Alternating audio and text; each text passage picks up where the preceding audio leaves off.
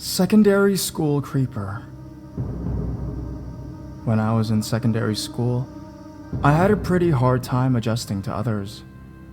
I was the socially awkward penguin kind of person, the one standing in the corner of the schoolyard with her equally awkward friends. We were all in different classes and we were all pretty much the outsiders in our classrooms. I was very shy back then. The boys in my class used to bully me, since I'd either way wouldn't talk back, or if I did, my replies would be so dumb I'd embarrass myself even more. Most of the girls were rather nice to me, though most of them only lower themselves and talk to me if they needed the answers to current exercises or homework, since at least I was pretty smart. The only time I was in a different class was during math lessons. I pretty much suck at math, thus I was in class B. The differences between class A, B, and C was this. In class A were the smart people. There you'd find the geeks, the normalos, and the posh, who got their grades by copying the geeks' work. In class B were the more weird people, the ones walking around in baggy clothes, who were constantly caught smoking or taking snuff. In class C were the dumb people. I can't describe it any different. The roughnecks, the slutty-looking kind of girls, the ones who were convinced that 1 + 1 = 3. Note, this of course was the stereotype thinking of a teenager. Although I didn't get along with everyone in my math class, some of them also liked to pick on me. I felt a lot more comfy than my main class. They wouldn't mock me about my clothes or for not wearing makeup. I'm allergic to most of this stuff, so I was pretty bummed about that. They simply didn't give a fuck. Amongst my class was a boy, I believe he was 2 years older than me, who sat in the row in front of me. His name was Steven. 2 weeks after school started, I noticed he'd often turn his head to look at me. Sometimes randomly while we'd have to do exercises, sometimes when I had to answer a question. One day, he walked over to our group during lunch break and asked if he could talk to me. He made compliments, saying stuff like I was pretty and charming and whatnot. Now the thing is, I've already heard some rumors and gossip about him. Turns out many girls had already been approached by him, and the general opinion about him was that he was a horny weirdo. Our schoolyard was rather small, so it was inevitable to not hear the gossip going around, even amongst the socially awkward penguins. Nevertheless, I was flattered when he started flirting with me. Until then, boys either way pretty much avoided me in large curves or were being douchebags, and my self-respect wasn't exactly high. Hearing things like, "You're pretty" and "I like you" made my brain go complete mush. One thing led to another, and after 1 month of awkward conversations, we exchanged phone numbers. We used to walk home together, even though I lived about 2 minutes from my school, and he often sent me lovey-dovey messages on Facebook or through SMS. As time passed, he began to become rather pushy.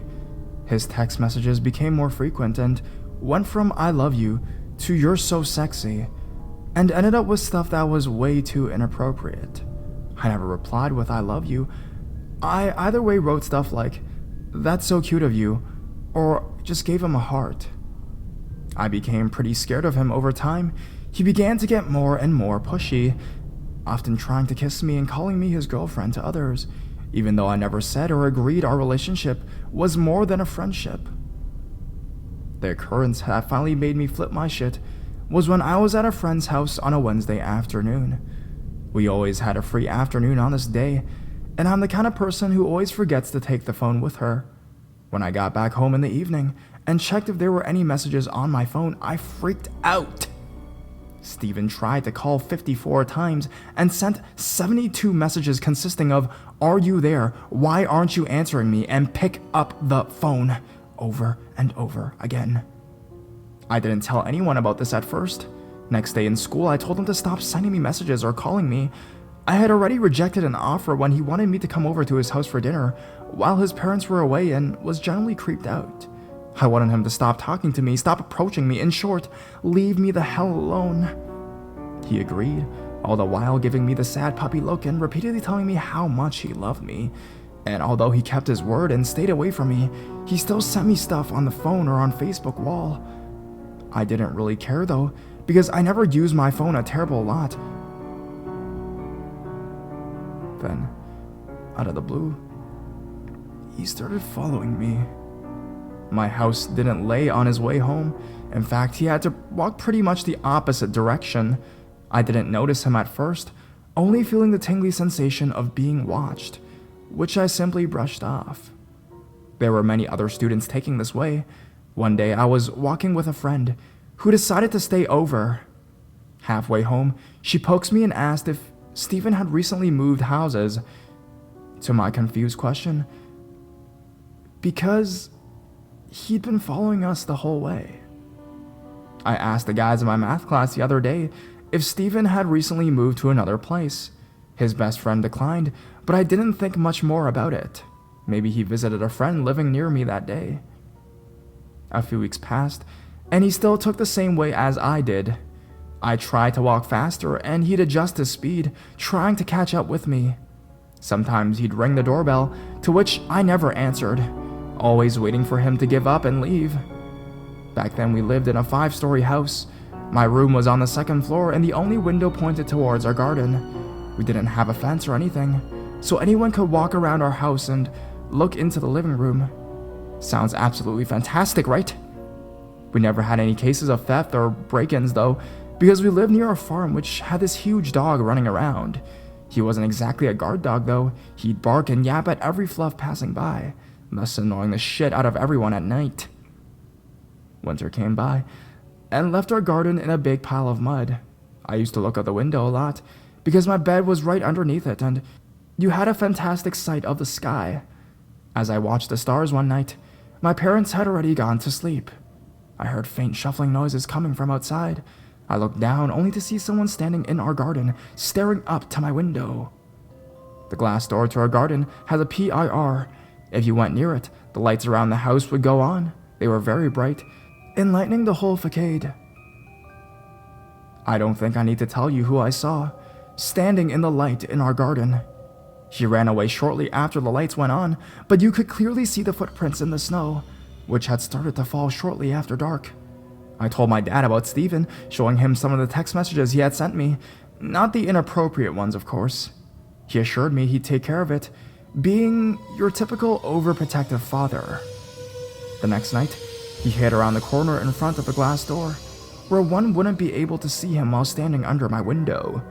That creeper Stephen actually came back to stare up to me, this time with more distance, so he wouldn't set up the light. I was trying to get some sleep at this moment when I heard my father yelling. I looked out the window and saw him grabbing Stephen by the collar of his jacket. Now, my father is about 2 meters tall, sturdy, and looks rather unpleasant to deal with when he's pissed off, while Stephen was about 1.5 meters. Dad shoved him up until his feet dangled over the ground, yelling at him to leave his daughter the fuck alone. Needless to say, he never showed up at our house again. He stopped texting me and avoided me like the devil. He even moved his place in class as far away from me as possible.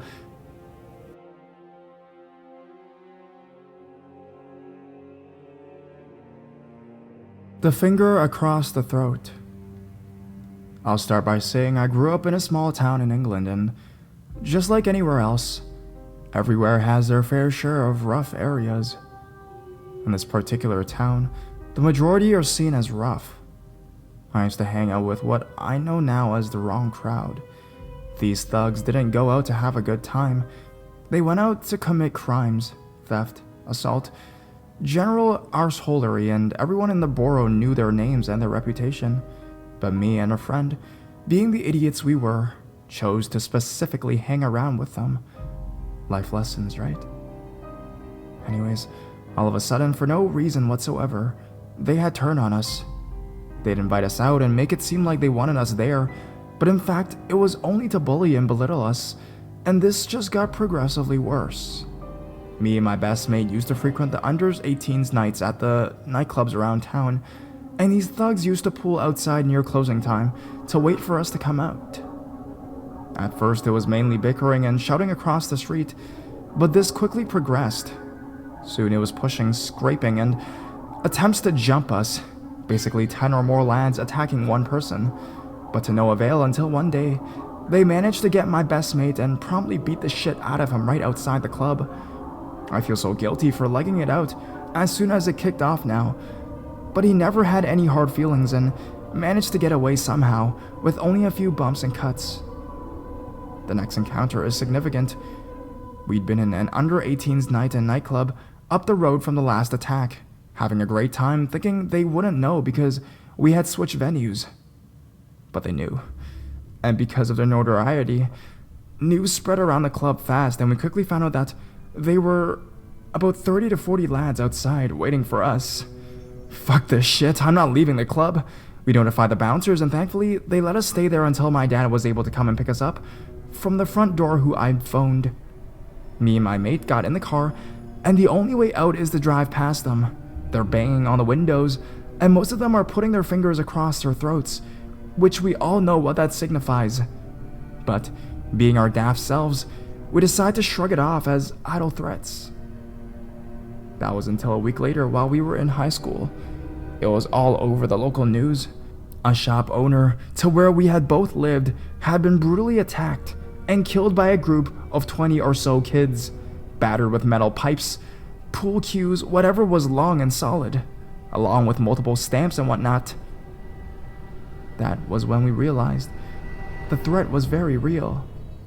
They tried to use usual tactics of inviting us out during this period of time between leaving the club and the murder, but we'd refuse for obvious reasons.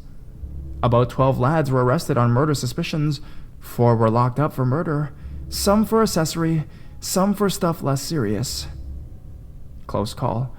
Not sure if the main culprits are out of prison yet, but a life sentence in England usually means 25 years, only serving 2/3 or maybe less for good behavior, and this was about 12 years ago, so who knows. I hope to God they've forgone, which I'm confident they have, but God help me if I accidentally cross paths.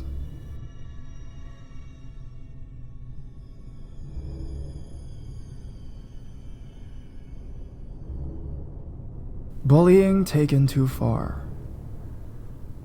Background: I'm originally from a town outside of Boston that had a reputation for gang violence, mostly amongst the Asians.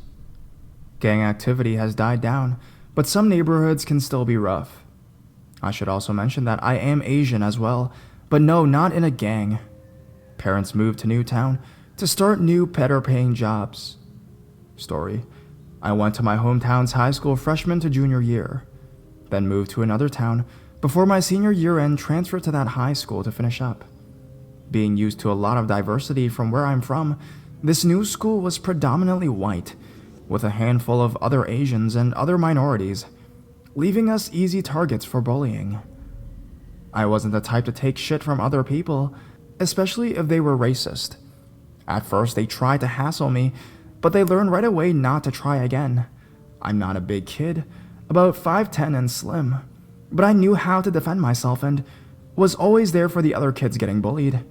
Last time I defended a fellow Asian kid, it ended up with a scruffle, but I came out clean and was only punished a week of detention, and the other was suspended for a long time for starting the fight. I was their hero, I guess. The other bullies didn't like it one bit, but it is 2013, and kids are still getting physically harassed for being minorities. Then last week, when its school day ended, I was leaving my last class, exiting through the gym. I usually go through here alone with no issues, but this time was different. About 5 guys, including the one that was suspended, was waiting for me in there. It was just us, and I knew what was about to happen. They didn't hesitate to call me a bunch of racial slurs, telling me they were gonna fuck me up and whatnot. At first, I wasn't sure if these guys were serious. A bunch of suburban kids ganging up on a kid from the ghetto. A series of insults back and forth while I tried to ignore them and continue passing by with their breathing down my neck, until one of them finally pulled me back by my backpack to stop me, and I instinctively turned around and gave the dude a shove and fuck off. I have been in a few one-on-one fistfights, but never jumped. It wasn't like in the movies where one guy beats everyone up like a heroic badass. It was kinda messy. A bunch of swings back and forth, with fists flying at me from many different directions. Eventually, I was able to hold a few of them off, punched one in the throat, kicked another kid in the nose, etc., until it was just the two of them. The biggest wanted to finish me off himself, trying to be the alpha male amongst his boys. He drove a right hook towards my face, but I managed to dodge it and gave him a good one through his gut. Drew back quickly and returned the right hook back to his face properly. He was kneeling, clenching his stomach, and I turned to the last kid, who was suspended, just in time to see a pocket knife in his hand. I definitely knew this kid had problems. I can feel my heart beating through my chest. Adrenaline was cranked up to 11. I thought this was where I was going to die. He ran up to me, gripping the knife by his right hip. I managed to grab his wrist before the blade penetrated me, elbowed his face in and kicked him down. I felt a sting where the knife was supposed to touch me, and it looked like it did.